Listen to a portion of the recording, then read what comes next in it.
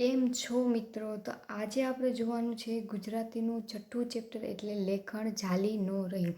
મિત્રો, લેખણ ઝાલી નો રહીનો અર્થ શું થાય કે આપણે કંઈ લખતા હોય, એટલે કે આપણે કંઈ માની લો કે કોઈ પત્ર લખતા હોય કે એવું કંઈક લખતા હોય તો આપણે પેનનો ને એવો બધીનો ઉપયોગ કરીએ તો કોઈ શું કહેવાય કે આનો અર્થ એવો થાય કે હું લખતો હતો અને લખતે લખતે મારી જે પેન હતી આફળી આફળી લખાતી હતી, મારાથી એ સચવાણી નહીં. એટલે ઝાલી નો રહીનો અર્થ શું થયો તો કે હું એના ઉપર કંટ્રોલ ન કરી શકું, એટલે કે હું લખતો હતો તો લખાતું હતું.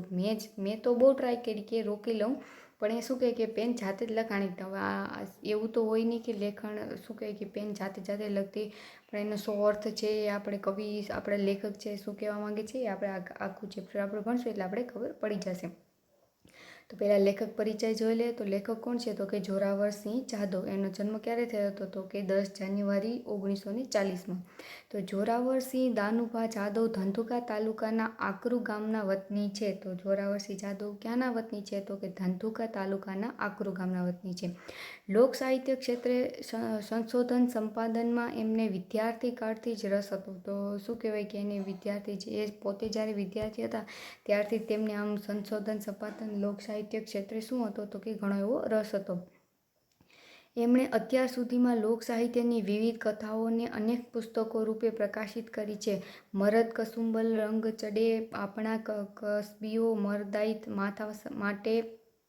માથા સાટે, લોકજીવનના મોતી વગેરે એમના લોકકથાના લોકજીવન અને લોક સંસ્કૃતિને સ્પર્શતા વિવિધ વિષયોના પુસ્તકો છે. તો એમના અલગ અલગ જે આ પુસ્તકો છે તો કે એક છે મરદ કસુંબલ રંગ ચડે, પછી આપણા કસબીઓ, મરદાઈ માથા સાટે, પછી લોકજીવનના મોતી. એ બધી શું છે તો કે લોકકથાઓ કોને કહેવાય તો કે આપણે જે સામાન્ય લોકો હોય એમાંથી કોઈ પણ એવું સારું કામ કર્યું હોય કે એવું અલગ અલગ જે લોકોની વાતો હોય ને એને લોકકથા કહેવાય છે. પછી લોકજીવન અને લોક સંસ્કૃતિ એ શું કહેવાય કે આપણા જેવા જે સામાન્ય લોકો હોય એનેથી ત્યાં સુધી શું કહેવાય કે પહોંચીને એને પણ પુસ્તકો લખેલા છે.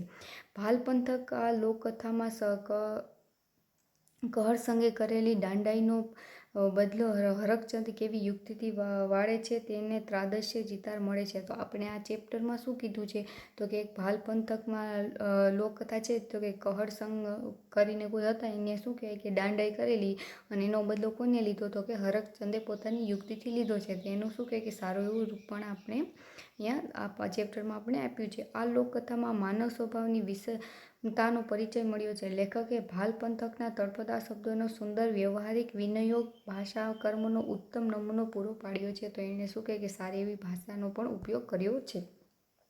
તો આપણે આપણું ચેપ્ટર જોતા જઈએ અને એના પરથી આપણે ખબર પડશે કે શું કામે અને કોની લેખણ એટલે કે પેન ઝાલી ન રહી.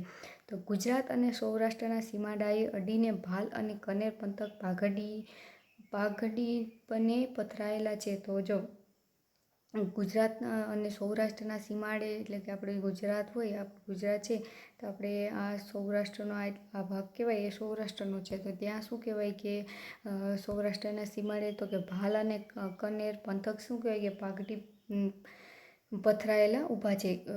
કુદરતની અમી દ્રષ્ટિ ઓછી હોવાને કારણે એના માટે આદિકાળથી એક કહેવત કહેવામાં આવી છે કે કપાળમાં ઉગે વાળ તો ભાલમાં ઉગે ઝાડ. તો શું કહેવાય કે કુદરતની અમી દ્રષ્ટિ એટલે આપણે શું કહેવાય કે ત્યાં વરસાદ ઓછો થતો હોય છે એટલે શું કહે કે ત્યાં ઝાડવા ઓછા એટલે એટલા માટે શું કહેવા માંગે કપાળમાં ઉગે વાળ તો ભાલમાં ઉગે ઝાડ. તો કપાળ હોય તો શું કહેવાય કે એમાં આપણે વાળ ન હોય, આપણે વાળ માથા ઉપર હોય, તો કપાળમાં આપણે ન હોય તો એના પરથી આપણે શું કહે કે એ ભાલ પંથક માટે શું કહેવત છે તો કે કપાળમાં ઉગે વાળ તો ભાલમાં ઉગે ઝાડ. આવી ઝાડ પાન વિનાની વેરાન ધરતીને માથે કબૂતરના માળા જેવું નાનું એવું ગામડું છે. તો શું કહે કે ત્યાં ઝાડપાન વગરનું શું કહે કે ક્યાંય વેરાન ધરતી હતી તો ત્યાં કબૂતરના માળે જેવું એટલે નાનકડું એવું એક ગામડું હતું. ગામમાં રાજપૂત દરબાર કણબી ભરવાડ અને વસવાયા વરણના 501 ખોરડા છે. તો શું કહે કે અલગ અલગ રાજપૂત દરબાર કણબી ભરવાડ પછી આપણે વહવાયા કહીએ, વસવાયા પણ આપણે આપણી તળપદી ભાષામાં વહવાયા કહીએ. એ શું કહે કે અલગ અલગ જાતિના લોકોના 500 જેટલા ખોરડા હતા. 2-1 ખોરડા વાણિયા અને બ્રાહ્મણના છે અને થોડાક એવા ખોરડા કેના છે તો કે વાણિયા અને બ્રાહ્મણના પણ છે. ઉનાળો ધરતી ઉપરથી ઉચાળા ભરવા માંડે, ચોમાસાના પગરણ મંડાય અને ભારે વરસાદ તથા વાજડીથી ગામ માર્ગ બંધ થઈ જાય છે. તો શું કહેવાય કે ગામ હતું તો જ્યારે ઉનાળો જવાનો થાય અને ચોમાસું પગરાણ માંડે એટલે ચોમાસાને આવવાનું થાય ત્યારે શું કહેવાય કે ભારે વરસાદ થતો અને પછી વાવાઝોડું આવતું તેનાથી લીધે શું થઈ જતું કે ગામનો ગાડા માર્ગ શું કહેવાય કે હોય ને એ બધું શું થઈ જાય તો કે બંધ થઈ જતું. તો મોર ગામના ખેડૂતો તાલુકામાં કે હટાણું કરવા જતા અને 3-4 મહિના ચાલે એટલી જીવન જરૂરિયાતની ખેતીની અને ઘર વપરાશની સટરપટર ચીજ જણસોની ખરીદી કરી ઘર સંઘરી રાખતા એ સમયની વાત છે. તો શું કહેવાય કે વરસાદ આવે ને પૂર ને એવી સ્થિતિ થઈ જાય તો શું કહે કે ગાડું ચાલીને પછી જઈ શકાય નહીં એટલે શું કહે કે તે મોરે જે ચોમાસું આવે એ મોરે જે શું કહે કે ગામના ખેડૂતો હતા એ શું કરતા તો કે તાલુકો હોય ત્યાં શું કહે કે હટાણું કરવા એટલે ખરીદી કરી આવતા અને શું કહે કે 3-4 મહિના ચાલે ને એટલી જીવન જરૂરિયાતની ખેતીની ઘર વપરાશની જે નાની મોટી બધી વસ્તુ હોય ને એ જ રાખી અને સંઘરી એટલે કે સાચવી રાખતા એ સમયની વાત છે. મહેનત મજૂરી કરી 2 પાંદડે થયેલા કળશમ ગાડું ચડીને ધંધુ કે હટાણે કરવા ગયા એટલે મહેનત મજૂરી કરીને 2 પાંદડે એટલે કે ખૂબ મહેનત કરીને શું કહે કે પૈસા સારા એવા પૈસા કમાવી અને શું કહે કે 2 પાંદડે થઈ ગયેલા માણસ એટલે કે એવા કરશનભાઈ છે હતા તો કે ગાડું લઈને ધંધો કે હટાણું કરવા ગયા હતા. સુલેમાન ઘાંચીની ગાણીએથી 2-3 ડબ્બા તલના તેલ, મોદીની દુકાનેથી દેશી ગોળની ભેલિયું, દાળ, ચોખા, મીઠું, મરચાં, લસણ, ડુંગળી અને બટેટાના કોથળાને બીજું આઘું પાછું ખરીદી ગાડામાં મૂક્યું. તો શું કહેવાય કે અને તેલ લીધું ઘાંચીની દુકાનેથી, પછી મોદી એટલે આપણે કરિયાણાની દુકાનેથી જે બધું દાળ ને ચોખા ને મીઠું ને જે બધું જે વસ્તુ જોતી હતી એ બધાને શું કહે કે કોથળા ભરીને ગાડામાં મૂક્યા. પછી રાંધવાનો ફરડો લઈને ગામમાં માર્ગે વહેતું કર્યું. ત્યાં 2 મણ કપાસિયાનો કોથળો માથે મૂકીને પવનના વંટોળિયાની જેમ વહ્યા આવતા હરકચંદ શેઠે સાથ દીધો. તો શું કહે કે આ બધું એણે ખરીદી કરી અને શું કહે કે પોતાના ગામડા તરફ એણે જવા માટે ગાડું હંકાર્યું. તો શું કહેવાય કે 2 મણ કોથળાનું માથે મૂકી કોથળો હોય 2 મણ કપાસિયાનો કોથળો હોય એ માથે મૂકીને પવનના વંટોળિયાની જેમ શું કહેવાય કે આવતા હોય હરકચંદે શું કહે કે એને સાદ આપ્યો કે એ કરશનભાઈ ઘડીક સાદ બળદિયાને તાણી ઝાલો ને આ કપાસિયાનું બચકું ઘર લગી લેતા જાવ ને. તો એને કીધું કે ભાઈ માથે 2-3 મણ શું કહે કે ભાર હોય અને કોઈ હાલીને જતું હોય તો અને કોઈનું ગાડું જોઈ તો સ્વાભાવિક છે કે એને આશા જાગે કે ભાઈ આનામાં મૂકી દઉં તો મારો ભાર ઓછો થઈ જાય. તો એણે શું કીધું કે એ કરશનભાઈ ઘડીક સાથ બળિયાને તાણી ચાલો નહીં. તો આપણે શું કહેવાય કે શુદ્ધ સોરઠી ભાષા કે થોડીક વાર બળદને ઊભા રાખો નહીં તો મારું કપાસિયાનું બચકું એટલે આપણે બાચકું છે ઘર સુધી લેતા ગામડા સુધી લેતા જાવ નહીં. તો હરકચંદ શેઠ વડેદિયાના ગજા ઉપરાંતનો ભાર આ જ ગાડામાં ભર્યો છે. એમાં તમારો કપાસિયાનો કોથળો ક્યાંથી હાલ છે? તો જે આપણા કરશનભાઈ હતા એને કીધું કે ભાઈ એક તો આમાંથી પહેલાં જ જે મારા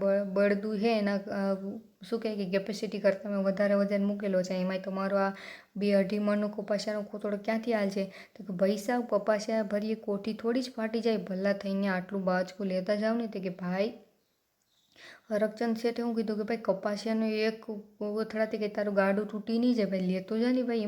એમ શું કરે હરકચંદ શેઠ? ગામમાં હાટડી માંડીને બેઠા છો તો માલ લઈ જવા આગવું ગાડું ભાડે કરી લેતા હો તો નરી વાણિયા વિધિ જ વાપરો છો. તો કરશનભાઈ શું કીધું કે ભાઈ ગામમાં શું કહે કે કોઠી મોટી શું કહે કે હાટડી માંડીને એટલે કે ભાઈ ગામમાં એટલે હરકચંદ શેઠ છે એટલે એની પાસે પૈસા હોય તો એને શું કહે કે સોરઠી ભાષામાં કીધું કે ભાઈ એટલે હાટડી માંડીને વેચાતો તો એકાદું ભાડે ગાડું લઈ લેતા હોય તો ભાઈ તમારો સામાન લઈ જવા માટે નરી વાણિયા વિદ્યા હું શું કામ વાપરો? એટલે નરી શું કહેવાય કે આપણે કંજુસાઈ શું કામ કરો છો? તો કે પહેલાં આજ તો હાટની ખરીદી કાંઈ જ નહોત. વેદના પડીકા લેવા આવ્યો હતો પણ થયું કે ઘરે ગાય વ્યાય એમ છે તો અહીં સુધી આવ્યો છું તો લાવને કપાસિયાનું બાચકું નાખતું જાઉં. ગાડાવાળા કોઈને કોઈ હરીના લાલ મળી જ જશે. તો શું કહે કે ભાઈ એવું કંઈ નથી, હું કંઈ કંજૂસ શું કહે વાણિયા વિદ્યા નથી વાપરતો. આ તો હું વેદના પડીકા એટલે કે દવા લેવા આવ્યો હતો. વેદ પાસે દવા વેદ એટલે આપણા ડૉક્ટર સાહેબ એટલે કે વેદ પાસે શું કહે કે દવા લેવા આવ્યો હતો ને એમ થયું કે ઘેર ગાય છે ને એ વ્યાય એમ છે તો શું કહે કે એના માટે કપાસિયાનું બાચકું લેતો જાવ ને કોઈ ગાડાવાળા તો હશે તેમાં નાખી દે એટલે ઘેર પહોંચી જશે. બાકી કંઈ મારી ખરીદી કે હટાણું કરવાની એવી કંઈ ઈરાદો નહોતો આજનો. શેઠિયા, તમે નેવાના પાણીએ હાથ ધોવ છો ને કાયમ મફતિયું કોણ લઈ જાય? તો કે શું કહે કે એને કીધું કે તમે તો નેવાના પાણી હાથ ધો, એટલે કે આ નેવાના પાણી એટલે શું કહે કે કુદરત આપણે પાણી આપે, વરસાદનું પાણી આપણે શું કહે ઘરની આપણે ઘરના ઉપરથી પડતું હોય તો આપણે એને નેવા કહીએ. તો નેવાના પાણી હાથ ધોવાનો અહીંયા આપણે અર્થ લઈએ તો એ શું કહે કે કોકની સારી એવી કોકની શું કહે કે સારા માણસ હોય એને સારાઈનો ફાયદો ઉઠાડવું. એટલે કાયમનું મફતિયું કામ કોણ કરી આપે? તો એ વાત એ સાચી કે ભાઈ તમે તમારે ભરભારું જોતું હોય તો કોઈ ભરભારું કોઈ રોજને રોજ તમારી મદદ ન કરે. કોક દી નાણાં ભીડ હોય ને ઉછીના ઉધાર લેવા આવીએ ત્યારે તો હાટડીએથી હેઠા ઉતારી દો છો. એ સાંભળે છે. ઓલું કહે છે ને કે આપણે વેત નમીએ તો કોઈ હાથ નમે, સમજ્યા? તો શું કહે કે એને સંભળાવી દીધું, આપણે જે કરશનભાઈ હતા એને શેઠને સંભળાવી દીધું કે કોકથી કોક શું કહેવાય કે કોઈ ઉધાર લેવા આવે તો અહીંયા તો હાટડીએ એટલે શું કહેવાય કે ઘરમાંથી કાઢી નાખો, આપણે શું કહીએ કે ત્યાંથી ઉતારી મૂકો છો, ત્યાંથી ભગાડી મૂકો છો. અને શું કહેવાય કે એણે કહેવતે પણ કીધી કે તમે ક્યાં કોક વેતને નમો તો કોક હાથે નમે, બાકી કોઈ એમને મદદ ન કરે. કરશનભાઈ, ઉધારી તો આખી હાટડી દઈ દેવી પણ વખતસર ચોપડા ચોખ્ખા કરવા જોઈને. 3-3 વરસ લગી નાણાં ભરો નહીં ને ઉઘરાણી કરીએ ત્યારે આંખો કાઢી એમ હાલતું હોય હશે. અમારા આગળ પેટ છે ને. તો શું કહે કે એને કીધું ભાઈ હું ઉધારી દઉં એમાં મને કંઈ વાંધો નથી આવતો, તમે કહેતા હોય તો આટલી ઉધારી દઈ દઉં, પણ પછી ટાણે પૈસા તો દેવા જોઈએ ને. 3-3 વર્ષ સુધી આપે ને પછી પાછો ઉઘરાણી કરીએ તો એ આંખો કાઢે, એમ થોડું હાલે, અમારી પેટ છે ને. શેઠની વાત એ સાચી જ હતી ને. આમ સાંભળીને કરશનના મનમાં ગાંઠ વાળી કે વાણિયો આજ માંડ ઘાયે ચડ્યો છે. તો આ સાંભળીને શું કહે કે કરશનભાઈને મનમાં ગાંઠ વાળી એટલે શું કહે કે એને મનમાં વિચાર્યું કે આ ભાઈ આજ મારો બેટો માન ઘાયે ચડ્યો છે. હિંગ તેલ હમણાં કાં ફાટીને ધુવાડે વહી ગયો. ગામમાં કોઈની શરમ ભમતો નથી. આજ ઈને ધોળે દાંડે તારા ન બતાડું તો મારું નામ કરશન નહીં. તો શું કહેવાય કે એને શું કીધું કે આ તો ભાઈ માનમાં લાગમાં આવ્યો છે, આમ જઈએ જોઈએ તો તે ખીચ જ બતાડતો હોય ને કોઈની શરમ રાખતો નથી. આજ તો એને શું કહેવાય કે ધોરા દીએ તાળા જ બતાડીને રહો. ઢુકડો આવીને વખતચંદ વાણિયો ગાડામાં કોથળો નાખવા જાય ત્યાં તો બળદને ડચકો કરી કરશંગે ગાડું હાંકી મૂક્યું. માર્યું ગાડું ને વાહે હરકચંદ મોર, ગાડું ને માહે હરકચંદ શેઠ. બજા સોસરવા થઈને છેક ગામની ભાગોળે આવ્યા. તો શું કહેવાય કે આ બધી વાતો કરીને વાતો ચાલતી હતી ત્યાં હરકચંદ શેઠ હતો એટલે હરકચંદ વાણિયો હતો એ શું કહે ગાડા નજીક આવ્યો. ઢુકડો એટલે ગાડા નજીક આવ્યો. ત્યાં તો શું કહેવાય કે એ પોતાનો કોથળો નાખવા જતા હતા ત્યાં તો શું કહે કરશનભાઈ હતા એના બળદ હંકારી કાઢ્યા. અને શું કહેવાય કે એ બળદને ગાડું આગળ ને શું કહે કે હરકચંદ શેઠ પાછળ શું કહે આખી બજારમાંથી શેઠ ગામના ક્યાં ભાગોળ સુધી આવી ગયા. તો શેઠે રાડ પડી કે એ કરશનભાઈ ઘડીવાર બળદોને તાણી ચાલો ને, માથે અઢી કે 2 મણ ભાર છે એ તો જુઓ. તો એ ઓલા શું કહે કે બિચાવણા દયાણી અવાજે રાડ પાડીને કહ્યું કે ભાઈ ઊભા રાખો ને થોડીક વાર, માથે 2-2.5 મણ ભાર છે એ તો જો.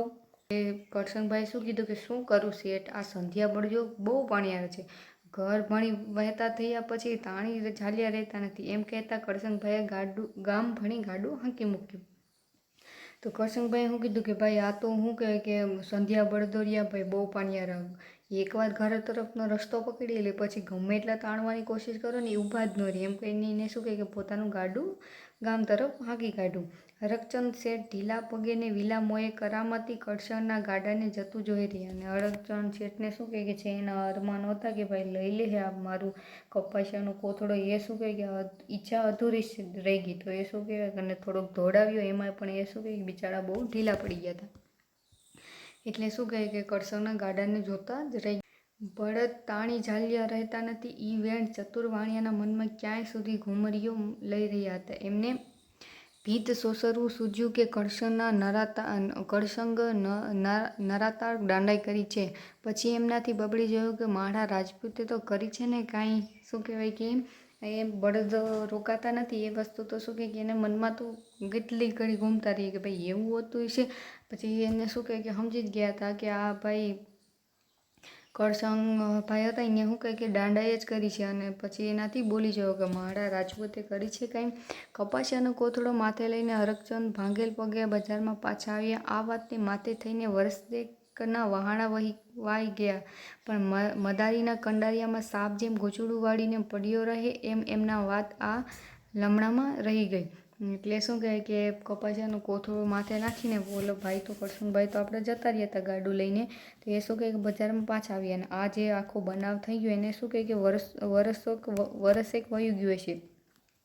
પણ જેમ મદારીને કંડરિયામાં સાપ ગૂંચળું વળીને પડી રહે એવી જ રીતના શું કહે કે આ વાત એમના લમણામાં રહી ગઈ. એવામાં કુદરતે કરવું તે કરસંગના બાપ ગુજરી ગયા અને વર્ષ પછી શું કહે કે એવું થયું કે આ જે કરસંગભાઈ હતા એના બાપુ હતા એ ગુજરી ગયા. ગામમાં કોઈ ભણેલું ન મળે. કોઈનો કાગળ આવ્યો હોય તો હરકચંદ શેઠ વાટે વંચાવા જવું પડતું.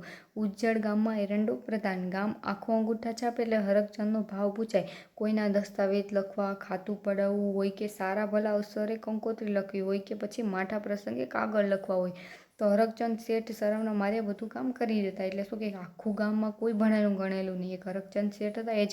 પછી કોઈની કંકોત્રી લખવી હોય કે પછી કોઈનું ખરાબ સમાચારનું કાગળ લખવું એ બધું કામ શું કહે કે હરકચંદ શેઠ કરી આપતા. કરસંગે હરકચંદ શેઠને બે હાથ જોડીને કાળોતરી ના કાગળ લખવા બોલાવ્યા. તો શું કહે કે કરસંગ એ શું કહે કે હરકચંદ શેઠ હતા એને શું કહે કે કાળોતરી આપણે શું કે ખરાબ સમાચાર આપવા હોય તો એના માટે શું કહે કાળોતરી, કોઈના મોતના સમાચાર ટૂંકમાં લખવા હોય તો એના માટે કાળોતરી લખવા બોલાવ્યા. કેમ કે કોઈને આવડતું તો નહીં. આખું ગામ કેવું હતું તો કે અંગૂઠા છાપ હતો ને એક કોને જ આવડતું તો કે હરકચંદ શેઠ હતા એને જ.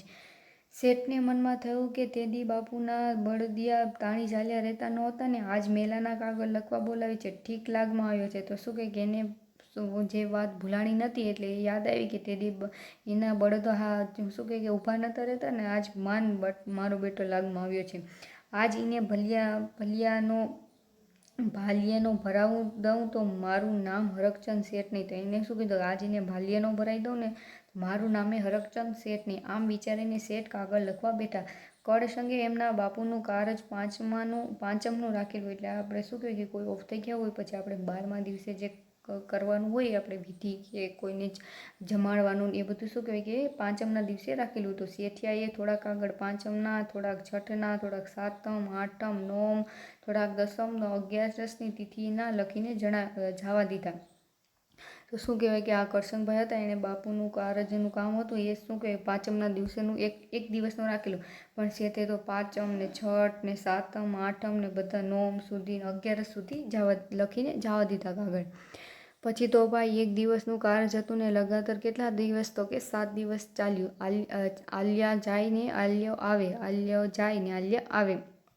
થોડાક જાય ને થોડાક આવે, થોડાક જાય ને થોડાક આવે. કરસંગના કુટુંબવાળા સંધ્યાએ વિચારમાં પડે કે મારું આ ચેમનું વેતરાણું થયું. તો બધા ઘરવાળા ઘરના હતા એ બધા વિચારમાં પડી ગયા કે આ શું થયું વળી.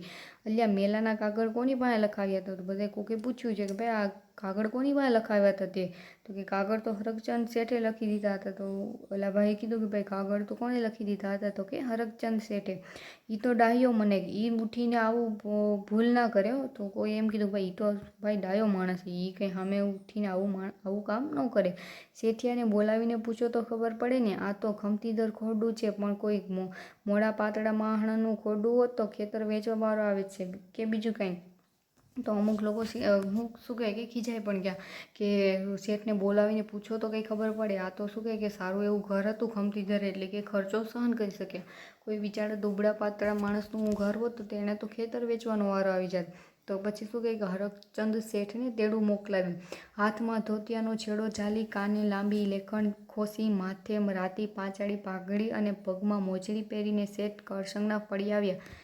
તો શું કહે કે આખો એનો પહેરવેશ શું કહે કે આખે એનું પહેરવેશ લેખકે સરસ રીતના વર્ણવ્યું છે કે એને હાથમાં ધોતી ઝાલી હતી, પછી કાને લેખણ ખોસી એટલે કે ઘણા લોકોને ટેવ હોય ને કે એની પેન શું કહે કે કાન ઉપર રાખવાની. પછી માથે રાતી પાંચાળી પાઘડી અને પગમાં મોજડી પહેરીને શેઠ શું કહે કે કરસંગના ફરી આવ્યા હતા.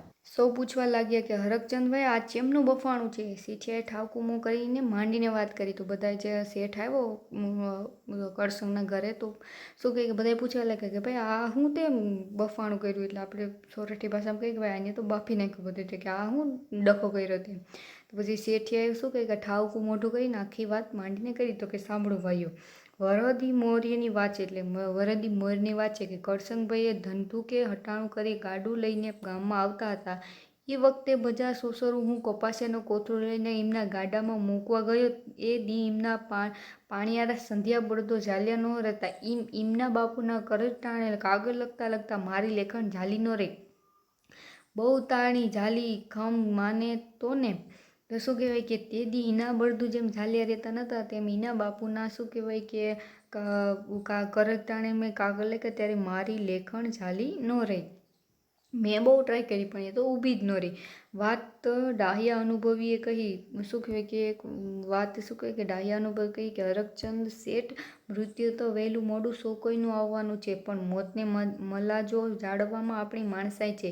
તો શું કહે કે બધા શું જે ડાહ્યા માણસો હતા એને શું કીધું કે મૃત્યુ તો ગમે એનું આવવાનું છે પણ શું કહે કે મોતને આપણે જાળવી રાખીએ આપણે શું કહે કે એને સાચવી લઈએ એ આપણી શું કહે કે માણસાઈ છે. એ પછી સંધાઈ કરશનને પણ ઠપકો આપ્યો અને પછી શું કહે કરશનભાઈને પણ ઠપકો આપ્યો કે ભાઈ આવું કરાય કોકના એટલે આવું કરાય કોઈ આપણી મદદ કરતા હોય તો પછી એવું કોકનું બુરું કરવા ટાણે આપણે વિચારી જ લેવાનું ક્યારેક કોઈક દિવસ આપણે એની જરૂર પડે તો આપણે શું કહે કે પછી આપણે પણ એવો શું કહે કે બદલો આપણે એ પણ આપણી સાથે વાળી શકે. પછી શરમની મારી એમની આંખો ભોય ખતરવા માંડી. પછી એમને શું કહેવાય કે એને શરમ આવી ને એ નીચું જોઈ ગયા. વાંચ્યા કાને આવ્યા સાને એટલે શું કહે કે અનુભવે શું કહે કે બુદ્ધિ આવે એવું આપણે કહી શકાય.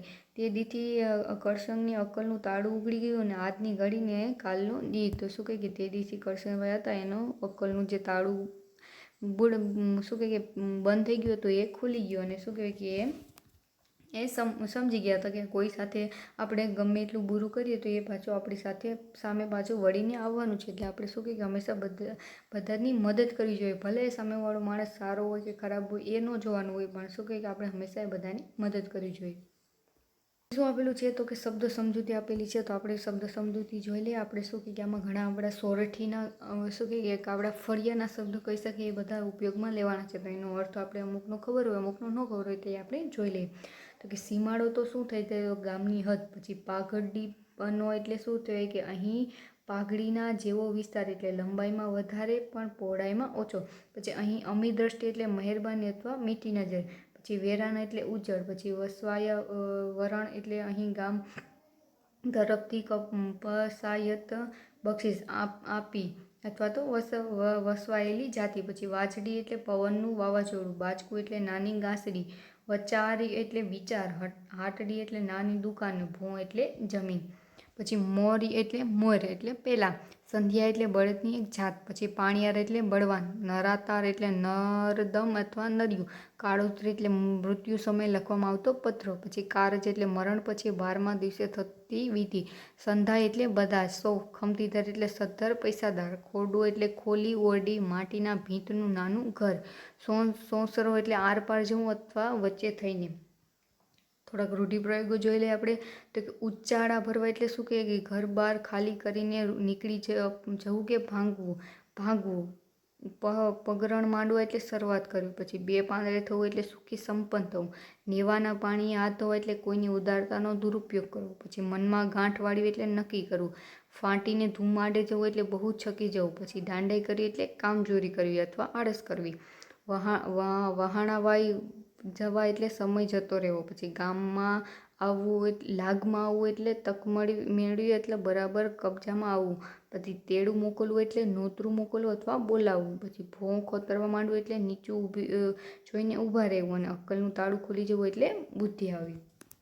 પછી કહેવતો આમાં ઉપયોગ થઈ હતી. તો કહેવતોનો અર્થ પણ જોઈ લે તો કે કપાળમાં ઉગે વાળ તો ભાલમાં ઉગે ઝાડ. તો કે સાવ ઉજ્જડ જ્યાં ઝાડપાન જોવા ન મળે એ જગ્યા. જે આપણે વેત નમીએ તો કોઈ હાથ નમે એટલે થોડું માન આપીએ તો સામેથી વધુ માન મળે. પછી ઉજ્જડ ગામમાં એરંડો પ્રધાન એટલે બહુ સારી વસ્તુ ન મળે ત્યાં ઓછી ખરાબ વસ્તુ પણ સારી ગણાય. વાઢ કાનને આવ્યા સાન એટલે અનુભવે બધું સમજાય છે. પછી શું કહેવાય કે આ ભાષા સજ્જતા એટલે કે આપણે ભાષા સજ્જતા એટલે આપણે કોઈ પણ એક ગ્રામરનો આપણે શું કે ટોપિક હોય એમાં આપણે આપેલું હોય કે એ શીખવાડી કે શું શું દર્શાવવા માંગે છે. તો અહીંયા આપણે આ વખતે શું શીખવાનું છે તો કે વિરામચિહ્નનો ઉપયોગ ક્યાં થાય શું ક્યાં વિરામચિહ્નો છે એના વિશે જાણીશું. તો કે જો 5મા ધોરણમાં આપણે અલ્પવિરામ પૂર્ણવિરામ ઉદ્ગાર ચિહ્ન અને પ્રશ્નાર્થ ચિહ્ન વિશે જાણકારી મેળવી લીધી. અહીંયા આપણે કોના વિશે જોવાનું છે? તો કે અર્ધવિરામ, ગુરુવિરામ અને અવતરણ ચિહ્ન વિશે માહિતી મેળવવાની છે. તો પહેલું કયું છે આપણું અર્ધવિરામ છે, તો એ જોઈ લે. તો કે વિષયો તો બધા સારા, ઈચ્છે તે વિષયનો સ્વાધ્યાય, ઈચ્છો તે વિષયનો સ્વાધ્યાય કરો. તો જો અહીંયા શું આવ્યું? તો કે આપણું ગુરુ અર્ધવિરામ આવ્યો. પછી માને જોઈને રાજી રાજી થઈ જવાયું, જાણે સગડું જ મળી ગયું.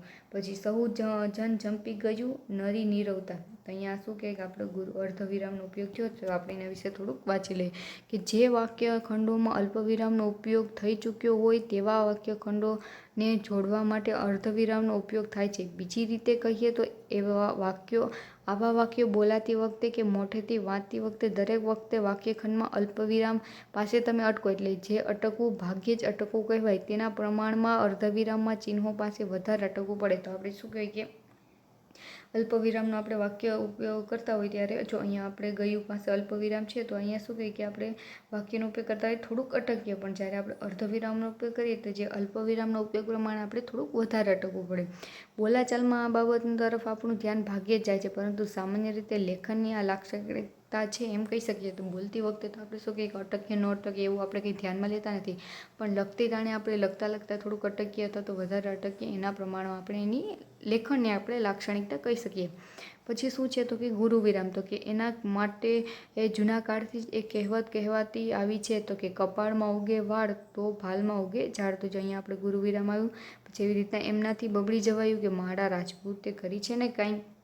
તો એમ અહીંયા શું કે વાક્યની વચ્ચે આપણે ગુરુવિરામનો ઉપયોગ કરીએ છીએ. તો ઉપરના વાક્યોમાં ગુરુવિરામનો ઉપયોગ થયો છે. વાક્ય પૂરું થતું નથી, નહીં તો પૂર્ણવિરામ આવે છે. તો વાક્ય પૂરું થતું નથી. જો આપણે આ વાક્ય એકલું જોઈએ તો એના માટે જૂના કાળથી એમ એક કહેવત કહેવામાં આવી છે. તો અહીંયા શું કહે કે વાક્ય પૂરું થઈ જવાનું હોય તો શું આવે? તો કે પૂર્ણવિરામ આવે છે, પણ એ વાક્ય પૂરું થતું નથી.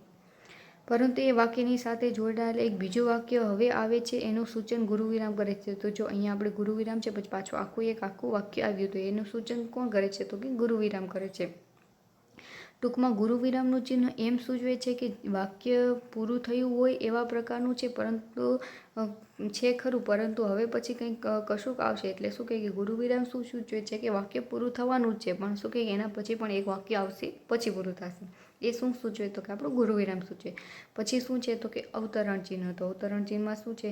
તો કે એ કરશનભાઈ ઘડી સાત બળદિયાને તાણી ઝાલો ને. તો જો અહીંયા અવતરણ ચિહ્નનો ઉપયોગ થયો છે. પછી ભાઈ સાહેબ કપાસિયા ભરીએ તો કોઠી થોડી જ ફાટી જાય, ભલા થઈને આટલું બાજવું લેતા જાવ ને. તો અહીંયા પણ શું કહે કે અલ્પવિરામનો ઉપયોગ થયો છે. તો કે જ્યારે કોઈ વ્યક્તિએ કહેલી વાત બરાબર એના જ શબ્દોમાં કહેવાતી હોય ત્યારે અવતરણ ચિહ્નનો ઉપયોગ છે. અવતરણ ચિહ્નનો વપરાય છે. વાક્યમાંથી વપરાયેલા પદોમાંથી જે પદ કે પદને સુધા રાખવા માંગતા હોઈએ તે પદ કે પદોની આજુબાજુમાં પણ આ ચિહ્ન મુકાય છે. એની નિશાનીઓ સામાન્ય રીતે એક વડા અથવા તો બેવડા આપણે અવતરણ ચિહ્ન તરીકે ઓળખીએ છીએ. અહીંયા એક અવતરણ ચિહ્ન છે અને અહીંયા બે છે, એટલે આને એક વડા અથવા તો નાની બેવડા અવતરણ ચિહ્ન કહે છે. ટૂંકમાં શું કહે કે અવતરણ ચિહ્નનો ઉપયોગ ક્યારે થાય છે? તો કે જ્યારે કોઈ વ્યક્તિએ વાત કહેલી હોય અને શું કહે કે એના જ શબ્દોમાં આવી રીતના બોલું, તો એના શબ્દોમાં જો આ વાક્ય કોણ બોલે? હરકચંદ શેઠ બોલે. આ વાક્ય હરકચંદ શેઠ બોલે, તો એના જ શબ્દોમાં બોલાયેલી છે. એટલે શું કહે કે એ દર્શાવવા માટે આપણે શું કહે કે અવતરણ ચિહ્નનો ઉપયોગ કરીએ છીએ. પછી એ અવતરણ ચિહ્નો કેટલા છે? તો કે એક વડા અને બેવડા અવતરણ ચિહ્નો પણ છે. તો આ શું હતી? તો કે આપણી ભાષા સજ્જતા, એટલે આપણો ગ્રામરનો આપણા ચિહ્નનો એક ટોપિક હતો. પછી હવે શું આપેલું છે? તો કે આપણો અભ્યાસ આપેલો છે કે આપણે ચેપ્ટર છે એમાંથી થોડાક પ્રશ્નો પૂછવામાં આવે છે, તે આપણે જોઈ લઈએ. તો કે નીચેના પ્રશ્નોના ઉત્તર માટે આપેલા વિકલ્પોમાંથી સાચો ઉત્તર શોધીને તેને ક્રમ અક્ષર પ્રશ્ન સામે બોક્સમાં લખો. એટલે આપણે શું કહે કે વિકલ્પો આપેલા, પ્રશ્નો આપેલા છે ને એના વિકલ્પો આપેલા છે. તો એમાં શું કહેવાય કે સાચો જવાબ આપણે અહીંયા બોક્સ છે એમાં લખવાનો છે. તો કે કપાળમાં ઉગે વાળ તો ભાલમાં ઉગે ઝાડ. આ પંક્તિ શું કહેશો? તો જો અહીંયા આપણે આગળ જોયું છે તો કે કપાળમાં ઉગે વાળ, તો અહીંયા જો ક્યાં છે આપણા કપાળમાં ઉગે વાળ તો ભાલમાં ઉગે ઝાડ, તો એ શું છે? તો કે કહેવત છે. તો આપણે આને શું કહીશું? તો કે કહેવત કહીશું. પછી કરશન ગાડું જોડીને ધંધુકે શું કરવા ગયો હતો? તો આપણે ખબર છે કે હટાણું કરવા ગયો હતો, એટલે ખરીદી કરવા ગયો હતો. પછી લેખન ઝાલીનો રહી પાઠના લેખકનું નામ શું છે? તો કે આપણે ખબર છે કે જોરાવરસિંહ જાદવ એના લેખકનું નામ છે.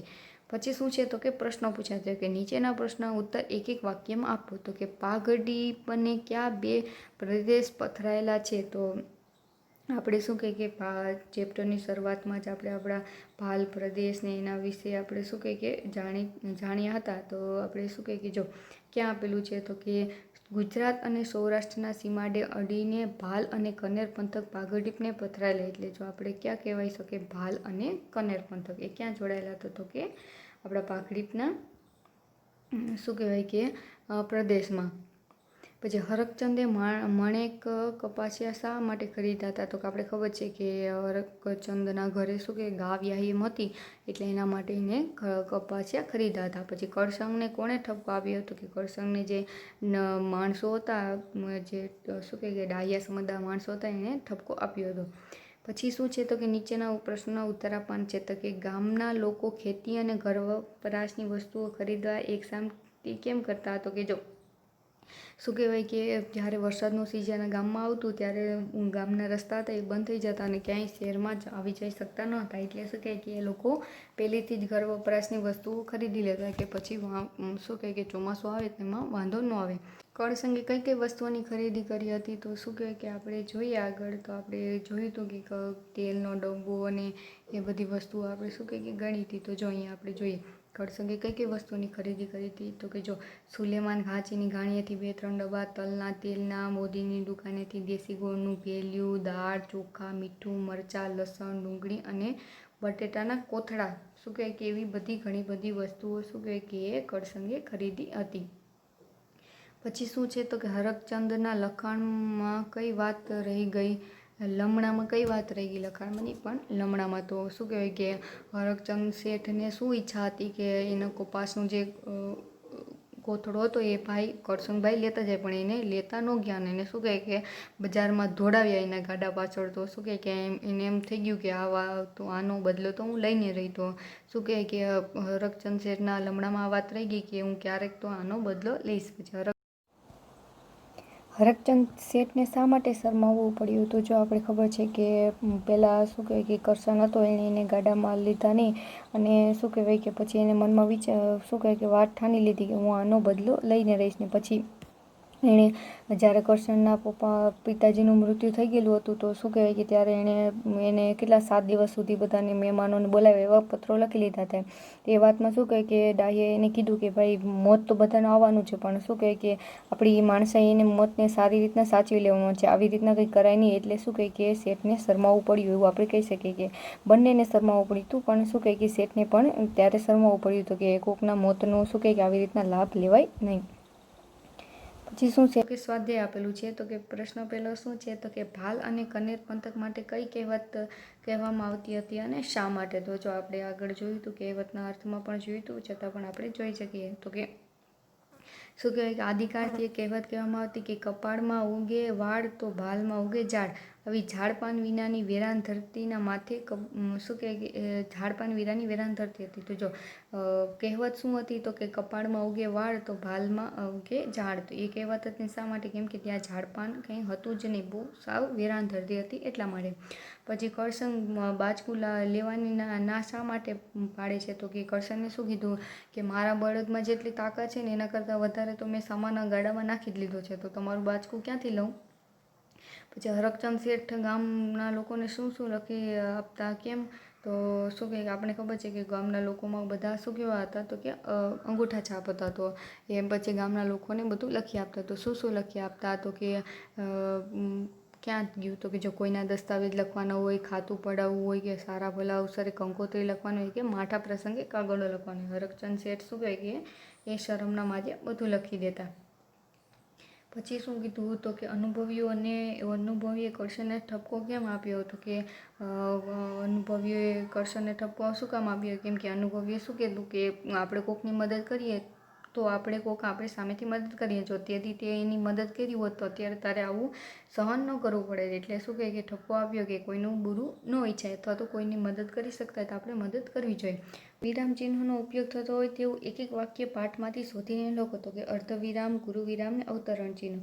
તો જો આપણે શું કહેવાય કે પાઠમાંથી વાક્ય ગોતીએ તો કે અવતરણ ગુરુવિરામનો ઉપયોગ થતો હોય તો જડ્યો અહીંયા કરસંગના કુટુંબવાળા સંધાઈ વિચારમાં પડી ગયા કે માણું આ ચેમનું વેતરણ છે તો અહીંયા ગુરુવિરામનો ઉપયોગ થઈ ગયો આપણે. પછી શું કહેવાય કે અલ્પવિરામ તો જડ્યું, અહીંયા આપણે હાથમાં ધોતી ઝાલી, અહીંયા અલ્પવિરામ, પછી એ તો અલ્પવિરામનો છે, આપણે તો અર્ધવિરામનો ગોતવાનું છે. અને શું કહેવાય કે એક અવતરણ ચિહ્ન ગોતવાનું છે. અવતરણ ચિહ્નોનો પણ શું કહે કે કોઈ પણનું વાક્ય બોલતા હોય તો જો અહીંયા અવતરણ ચિહ્ન છે, આપણા કયો અવતરણ ચિહ્ન છે તો કે એકવડ અવતરણ ચિહ્ન છે. શું કહે કે વધારે પૂરતી વાક્યોમાં શું કહે કે એકવડ અવતરણ ચિહ્નનો જ ઉપયોગ થતો હોય છે. જો અહીંયા પણ એકવડ અવતરણ ચિહ્નનો ઉપયોગ થયો છે, અહીંયા પણ છે, એવા ઘણી બધી જગ્યાએ છે. પછી આપણે ગુરુ વિરામનો ઉપયોગ પણ ઘણી જગ્યાએ છે. આપણા પાઠમાં આપણે ઘણી બધી શું કહેવાય કે વાર જોઈએ તો પછી જો અહીંયા પણ એકવડ અવતરણ ચિહ્નો છે, ગુરુ વિરામનો છે, બે પણ આપણે એકમાં મળી ગયા. પણ શું કહે કે આપણા પાઠમાં ક્યાંય અર્ધવિરામનો ઉપયોગ થયો નથી, તો આપણે અર્ધવિરામ માટે આ વાક્યો પણ લઈ શકીએ કે વિષયો તો બધા સારા છે, ઈચ્છો તો એ વિષયનો અભ્યાસ કરો તેવા તમે આ બધા લખી શકો. પછી શું પ્રશ્ન છે તો કે નીચેના શબ્દ સમૂહ માટે એક શબ્દ આપો. તો શું કહે કે પા ઘડીના જેવો વિસ્તાર. તો શું કહે કે પા ઘડીના જેવો વિસ્તાર, તો શું આપણે સૌથી ક્યાં જોયું તો આનો અર્થ તો કે અહીંયા જોયું તો કે પા ઘડી પનો, એટલે શું કહે કે પા ઘડીના વિસ્તાર જેવો, એટલે એના માટે શબ્દ સમૂહ માટે એક શબ્દ શું થયો તો કે પા ઘડી પનો. પછી મૃત્યુ સમયે લખાતો પત્ર, તો શું કહેવાય તો કે કાળોતરી. પછી મરણ પછીના 12મા દિવસે થતો વિધિ એટલે શું કહેવાય તો કે કારજ કહેવાય. આપણે જોયું હતું કે કારજનો પત્ર લખવા ગયા હતા. પછી માટીની ભીંતનું નાનકડું ઘર, તો આપણે એ પણ જોયું હતું કે આપણે માટીની ભીંતનું નાનકડું ઘર હોય એને શું કહેવામાં આવતું તો કે ખોરડું કહેવામાં આવતું, એટલે કે માટીની ભીંતનું નાનકડું ઘર એટલે શું તો કે ખોરડું. પછી જોઈએ કારજ છે તો એ પણ શું કહેવાય કે મરણ પછીના 12મા દિવસે થતો શું કહેવાય કે વિધિ, તો એ પણ આપણે શું કહેવાય કે અહીંયા છે. પછી કાળોતરી એટલે મૃત્યુ સમયે લખાતો પત્ર, તો એ બધું શું છે તો કે આપણે આપણા શબ્દ સમજૂતીમાંથી મળી જાય. પછી શું છે તો કે તમારા વિસ્તારમાં બોલાતી કહેવતો જાણો અને લખો. તો શું કહે કે આ કામ શું કોને કરવાનું છે તો કે તમારે કરવાનું છે. તમારા ઘરમાં, તમારી આજુબાજુમાં, તમારા કુટુંબમાં ક્યાંય કોઈ તમે કહેવત સાંભળી હોય કે કંઈ કોઈ એવું જાણ્યું હોય તો એવી શું કહે કે થોડીક કહેવતો એનો શું કહેવાય કે એ મેળવી અને એને લખવાની છે. પછી પ્રવૃત્તિઓમાં શું કીધું છે તો કે સ્થાનિક વિસ્તારની કે અન્ય બીજી લોકકથાઓ મેળવી વર્ગમાં અને પ્રાર્થના સભામાં રજૂ કરો, અથવા તો રેડિયો ટેલિવિઝન પર આપતા લોક ડાયરાના કાર્યક્રમો સાંભળો, જુઓ અને તેને વર્ગમાં પ્રાર્થના સભામાં રજૂ કરો. અને કહેવત સંગ્રહ પોથી અને રૂઢિપ્રયોગ સંગ્રહ પોથી તૈયાર કરો, એટલે તમને જે કહેવતો મળે અથવા તો રૂઢિપ્રયોગો મળે એ બધું તૈયાર કરવાનું છે. તો અહીંયા શું કહે કે આપણે આપણું આખું ચેપ્ટર અને એની શું કહે કે અભ્યાસ ને સ્વાધ્યાયને એ બધું પૂરું કર્યું. તો આ શું કહે કે જોરાવરસિંહ જાદવની એવી સારી એવી શું કહેવાય કે કળા જ કહી શકાય કે એને સાદા એવા શું કહે કે આપણા ફળિયાના કહી શકાય એવા 16 શબ્દોનો પણ ઉપયોગ કરી અને સરસ રીતના આપણે આખું શું કહે કે આપણું આખું શું કહે કે વાર્તા કહી છે. તો અહીંયા આપણે આપણું ચેપ્ટર પૂરું કરીએ. હવે મળશું બીજા ચેપ્ટરમાં. ત્યાં સુધી બાય બાય.